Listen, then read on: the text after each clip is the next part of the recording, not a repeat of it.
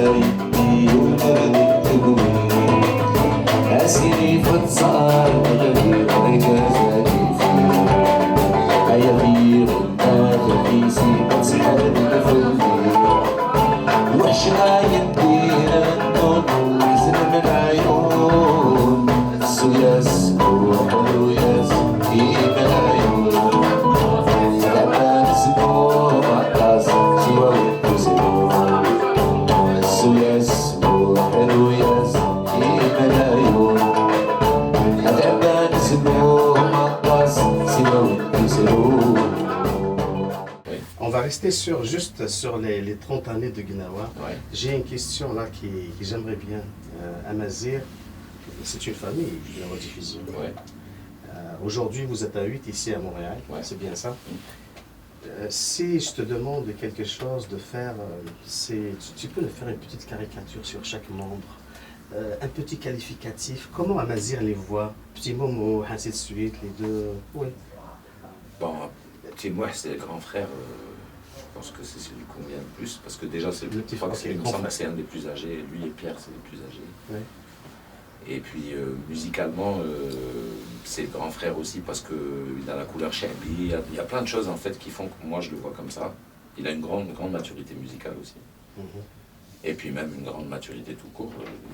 Voilà, il a vécu des choses dans sa vie qui ont fait que il a un aspect grand frère. Après, il y a un autre grand frère aussi qui est Pierre Feugier, notre guitariste. Il y a deux Pierres.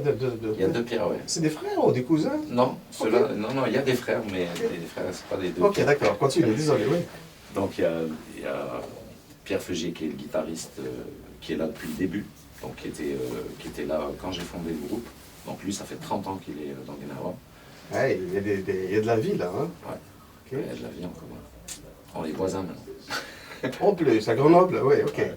Okay. Et donc Pierre aussi, c'est comme un grand frère, parce que pareil, il est plus âgé, parce que aussi il a une expérience musicale, il a fait une école de jazz, tu vois, par exemple, lui, il lit la musique, moi je la lis pas, je suis pas...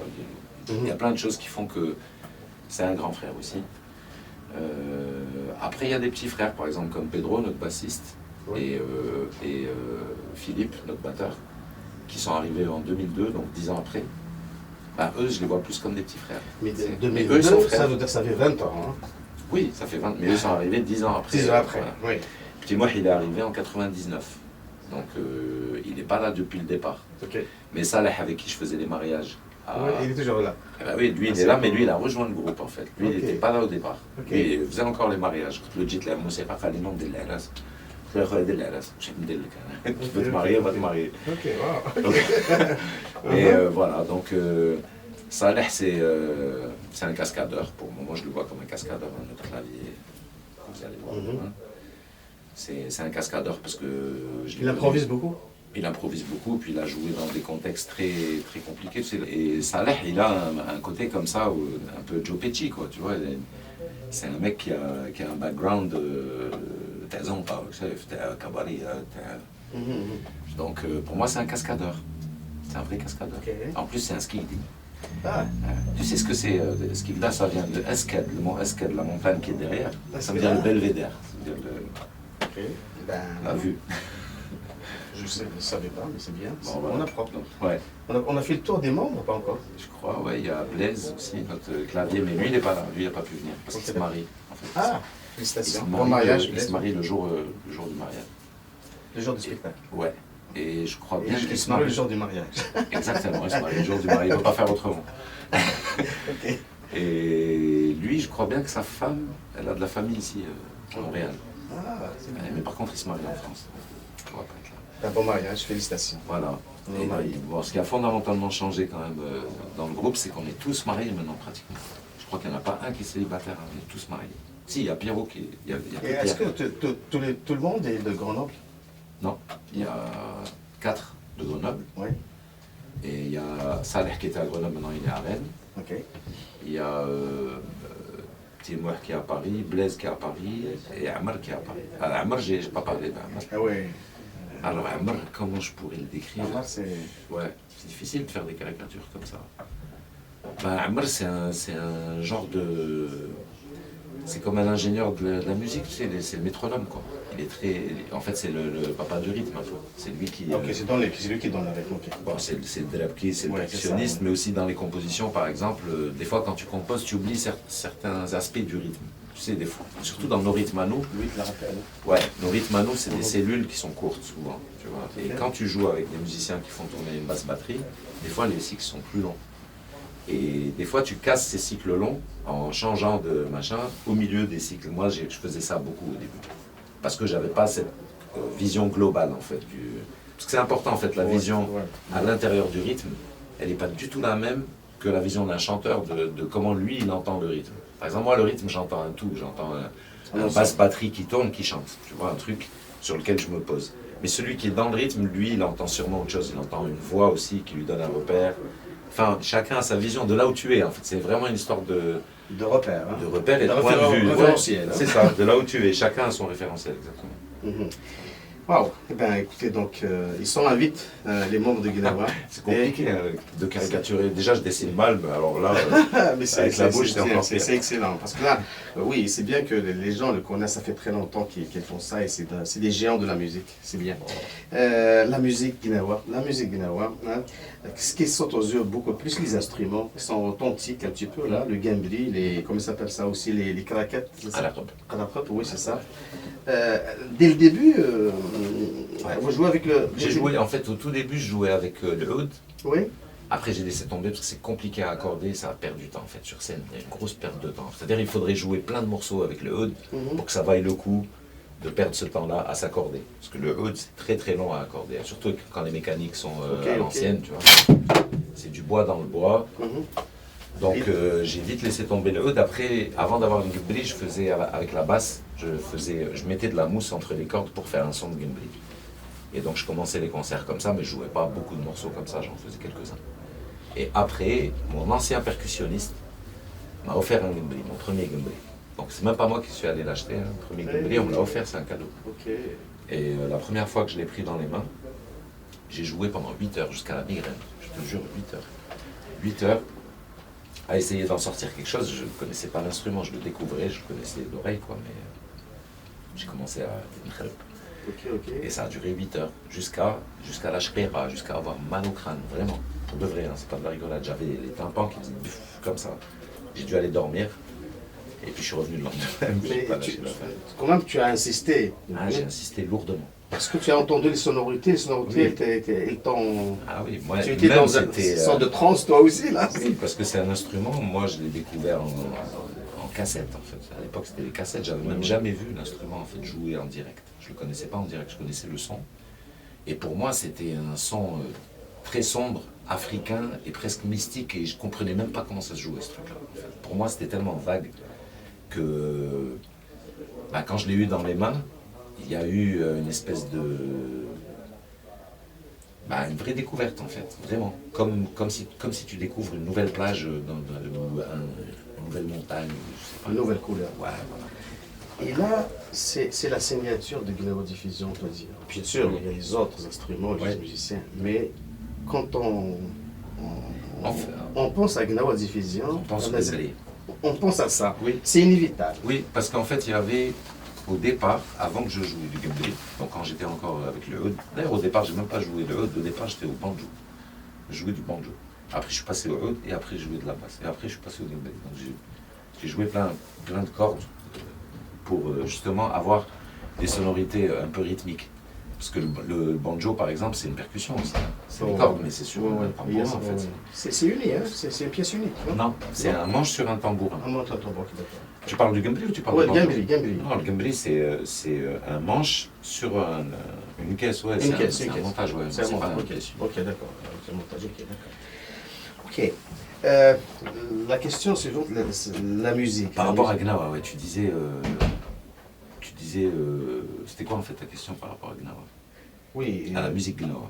Ah oui, la musique Gnawa, ce mélange-là, Ouais. on peut entendre un peu de chapi, un peu de reggae, et cette authenticité de l'Afrique, l'Afrique du Nord, même un petit peu le Sud.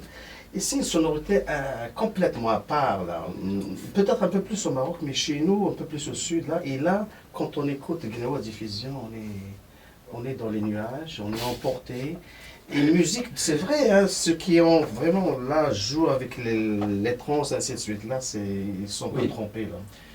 En fait, il y a plusieurs aspects. Dans la musique Gnawa, il y a un aspect aussi un peu mystique, religieux, et Ouais. parce que c'est une zaouïa, hein, les Gnawa, c'est des soufis. Oui, oui. Et après, il y a un aspect aussi subversif, parce que c'est des esclaves. Et c'est des esclaves qui refusent leurs conditions d'esclaves. Et qui sont fiers de ce qu'ils sont. Pas de leurs conditions d'esclaves, mais de ce qu'ils sont. C'est-à-dire que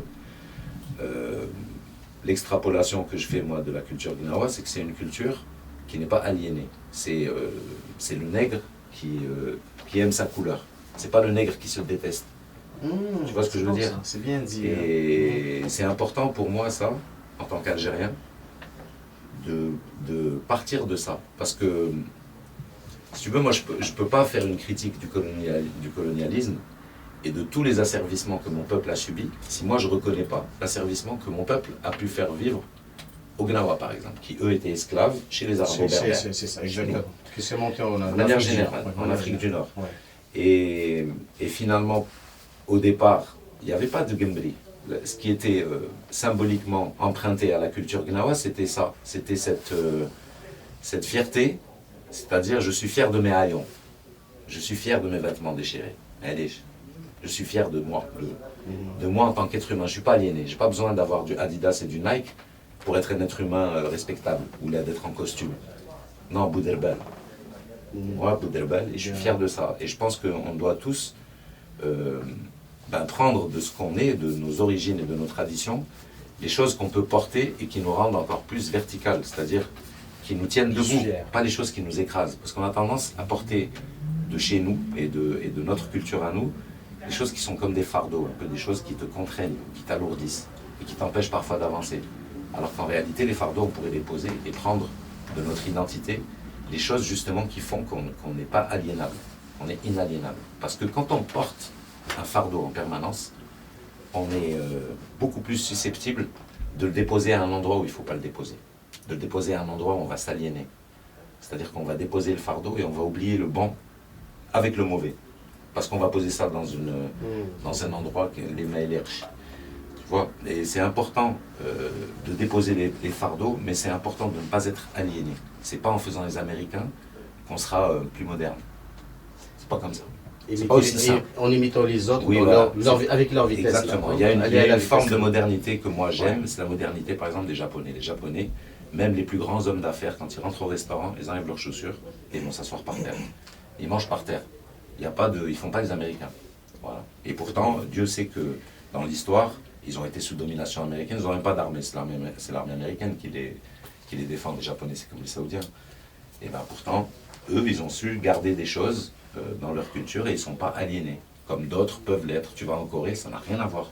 Va en Corée du Sud, ils ont tous un nom catholique, en plus de leur nom asiatique, c'est complètement différent. C'est-à-dire que tu as un aspect complètement aliéné et tu as un aspect qui n'est pas aliéné. Et pourtant, ils sont modernes, ils sont dans leur époque, il n'y a aucun problème. Voilà, donc c'est ce que je nous souhaite. Et c'est pourquoi, donc j'en viens à ta question, c'est pourquoi dans Gnawa, il n'y a pas que du Gnawa, il y a aussi du Chabi, parce que le Chabi aussi, c'est une forme de tradition qui, moi, ne m'empêche pas d'être moderne. et qui ne doit pas nous empêcher d'être modernes. C'est-à-dire tous ces aspects-là, il ne faut pas que parce que tu es moderne, tu te mettes en guerre avec ce qui t'a fait ou ce que tu as été. C'est comme si c'est comme si parce que tu écoutes Michael, tu n'écoutes pas Matt Belge. C'est quoi le problème? Il n'y a pas de problème. Tout peut vivre ensemble. Il ne faut pas que ça s'écrase. Là, c'est toujours authentique tout ça. L'authenticité, elle est d'une valeur inestimable. Ben oui. C'est important.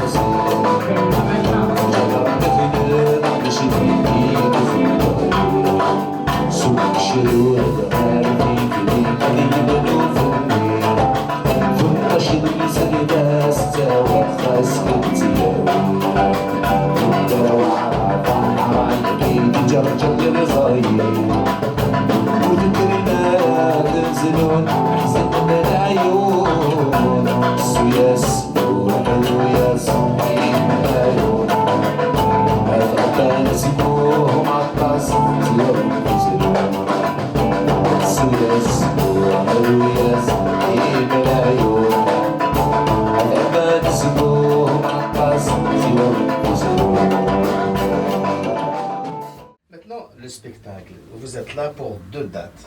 Le 9 décembre 2022 et le 10 décembre 2022 à la salle de la Exilés, à Montréal. Ouais. Plein de couleurs, du j'espère. nouveau. Ouais, il y a du Si nouveau. vous pourriez dire un petit mot, bien sûr. On va pas tout cramer, mais on va quand même dire qu'il va y avoir quelques nouveaux morceaux qui vont être sur le prochain album, donc des inédits. Ok, d'accord.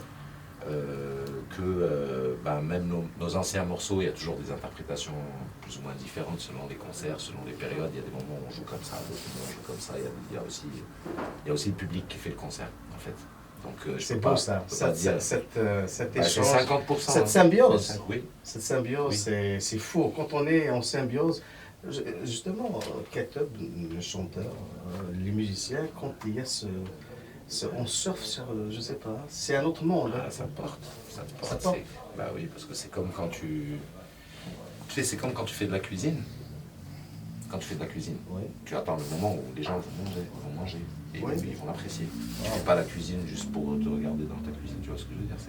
C'est ça un concert en fait. C'est le moment où ça déguste. Donc quand ça déguste avec appétit et que tu vois que, que ça apprécie ce qu'on a servi, donc on peut dire au monde de venir pour bien manger en famille, c'est ça? Oui, il faut venir parce que d'abord ça fait longtemps qu'on ne vous a pas vu. Voilà, et puis il y a aussi le fait qu'il y a beaucoup de choses qui se sont passées, comme je te disais, pendant ces 2 ans, et que ça met une charge supplémentaire, c'est-à-dire pas une charge au sens charge là, mais ça met une charge d'énergie et une charge de colère à partager et pour transformer en danse, quoi, pour transformer ça en quelque chose d'harmonieux, qui soit une symbiose et pas juste une pour se colère. délivrer un petit peu. Bien sûr, pour sortir les choses et puis entendre, tu sais, des fois il suffit juste entendre quelque chose qu'on pense pour se délivrer d'un poids de culpabilité, ou surtout là, tu vois, avec toute cette propagande de complotiste, pas complotiste, je sais pas, toutes ces conneries là, tu vois. Ça, c'est important de faire le ménage. Non, mais c'est vrai, là, il faut dépoussiérer. On revient toujours à la politique. Non, mais c'est fatigant.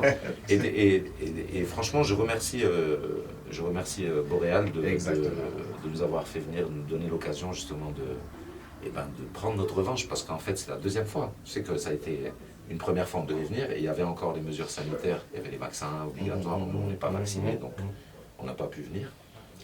Et là, je suis très très content que ça ait pu se reporter juste 1 mois finalement, on devait le faire quand? C'était en octobre, il me semble.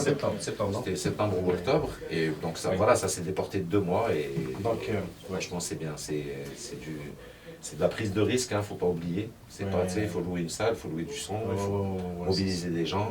Et puis quand tu as le truc qui fait tchoufa une première fois, c'est difficile de reprendre les risques. Je comprends, parce que tu te dis, et si les mecs ils prennent un coup de bille, ils te remettent un vaccin contre le chikungunya ou je sais pas quoi. Il faut remercier à Boréal Music. Ou un vaccin contre la Heineken, nous en savons, tu vois, après on est dans la merde. Donc Boréal Music, merci. Donc c'est eux qui ont invité Gnawa Diffusion. Je les remercie pour l'invitation et pour la persévérance, pour l'opiniâtreté. Et c'est vraiment professionnel le travail qu'ils font. Ouais. Montréal. Bah, d'ailleurs, on est chez eux, là, on est dans Ouais. le... Bon, là, on voit pas parce qu'on est Ouais, à ouais, l'opposé. exactement. Mais, Ils ont un petit studio ici à Montréal, Voilà. sur la rue Sherbrooke. Il y a aussi notre ami Norcan qui va faire l'ouverture le vendredi. Ouais. Oui, Que vendredi? Pas samedi? Vendredi. Que vendredi. Oui. vendredi. Il va faire vendredi, donc nos amis qui les occupent aussi, il va nous revenir aussi Norcan parce qu'il il a fait l'ouverture de Tico Bawin. Il a des chansons aussi très bien travaillées. Musique, texte. Hier, on a joué un peu ensemble avec leur... Avec Norcan? Ouais. Il faut écouter Norcan, il faut le suivre. Hein. Franchement, de la musique bien travaillée. Il fait un travail gigantesque. Il travaille très fort. Écoutez-le. Donc là, c'est pour vendredi le 9, c'est ça? Comment il arrive à parler à la caméra? Moi, j'arrive pas. Le 9 décembre. Et le 10 aussi. Donc là, le Gnawa Diffusion, 2 dates. Et donc, il faut courir, il faut aller acheter. Donc là, réservez vos places parce Je crois que la première, elle est... le en samedi, il reste quelques places, je pense. Voilà, le je vendredi, pense. un peu plus peut-être, là, mais certainement, c'est la en qui ligne, est ça pleine, se en vend. fait. Je sais qu'il y en a une qui est complète. Non, samedi, presque complet. Presque, Samedi qui est presque presque. Il complet. reste à peu près 70 Ah, places. d'accord. Mais le vendredi, il reste encore. Il reste Ouais, encore le des vendredi, places. ouais, D'accord. c'est Et c'est le vendredi que toi que tu joues. Hein. Oui, ça. exactement. Un petit mot pour Lorcan. Donc là, vous avez joué avec lui déjà un petit peu, là. Bah, on a joué hier dans la cuisine Ouais. avec la fatigue du voyage, Ouais, c'est tout ça. ça. C'est surtout lui qui nous a joué un petit peu de Ouais. son répertoire. Ah, il Comment chantait. sa musique, là? Ah, il Bah, a- là, hier, c'était un peu triste parce qu'il a chanté une chanson sur la maman. Aïmna. Ouais. Ah, ouais. Voilà, il nous a retourné le ventre. Je comprends. Ouais. Heureusement qu'on était fatigués, sinon, sinon on chialait tous. Mais c'était bien, c'était un joli moment. On a tous, en fait, je savais même pas qu'il y avait une guitare sèche ici. Et du coup, il m'a dit, mais si, il y a une guitare acoustique. Donc, on a fait tourner chacun un petit truc, tu sais, on a fait tourner le joint qui s'appelle la guitare. La pardon. guitare. Excellent. Alors, Amazaket, merci beaucoup. Eh ben, pour merci cet à toi. entretien. Merci, Franchement, c'était un grand plaisir. C'est ça. Tadartna, oui, Hein, Tadartna. c'est notre village à tous. Exactement, c'est Tadartna, elle est inclusive. Hein. Ouais. Franchement, c'est le premier qui me... C'est vraiment, c'est ça. L'idée, oui. c'est de là. Tadartna. On est tous des descendants de villageois. Exactement. C'est C'est la pas dur. cellule. C'est la Ouais, cellule. Ça exactement. démarre par là. Le khalir, faut dire le khalir. Ah ouais, on peut dire, oui, c'est la cellule, c'est bon, merci. Alors, je vous dis merci d'avoir été là. Donc, le 9 décembre 2022 à la salle des Îlets à Montréal.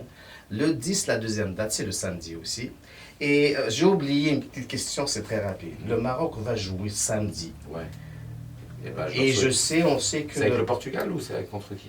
Oui, c'est ça, justement, Portugal. c'est justement, Ah, c'est ça. chaud. Un petit mot C'est chaud. pour nos Eh amis ben. marocains. Alors, Et parce que là, certainement, ils vont venir aussi vous écouter vos voix. الزلف اللي من خوتنا المغاربه ما تبهدلوناش هذه الاولى. دوزيام en Afrique du Nord كاع راهي معاكم باسكو مابقى حتى واحد كاع راحوا donc maintenant c'est vous les lions de l'Atlas donc s'il vous plaît faites-nous honneur éclatez-les. Moi j'aime beaucoup les Portugais, j'ai beaucoup de potes portugais mais là sur ce coup-là je suis pour le Maroc. Et même si je suis pas un vrai hooligan, c'est-à-dire je suis pas quelqu'un qui est très foot, mais quand même je trouve qu'ils ont fait un beau parcours. Je trouve Oui, que c'est ça. voilà, Honorable. même les Tunisiens, c'était un beau parcours. Et c'est bien, franchement, je vous encourage, j'espère que vous allez les éclater. Moi j'étais au Maroc pendant le premier match, donc je suis arrivé le jour du premier match là, contre le Canada. Donc là c'était la fête absolue, le lendemain il y avait un concert, mais le jour de mon départ, le 6, ça jouait contre l'Espagne. Et Oui. j'étais dans l'avion à la fin du match. Ok. Ils n'ont pas laissé l'avion décoller jusqu'à ce que le match se finisse. Oh, Je te promets. Même le pilote, il ne voulait pas décoller. Et on a pris du retard comme ça. Après, moi, je me suis retrouvé à Paris à prendre C'était que les perdu. derniers bus et les Même le derniers... ciel, il a boycotté le... Ah, direct. Merci beaucoup. Merci à toi. Merci à Merci toi. Merci C'était un honneur pour nous l'écoute. de vous recevoir à Montréal déjà. Merci. Et pour nous, pour FEDER TV, d'avoir eu cet entretien avec vous. Sahid. Merci beaucoup. Merci.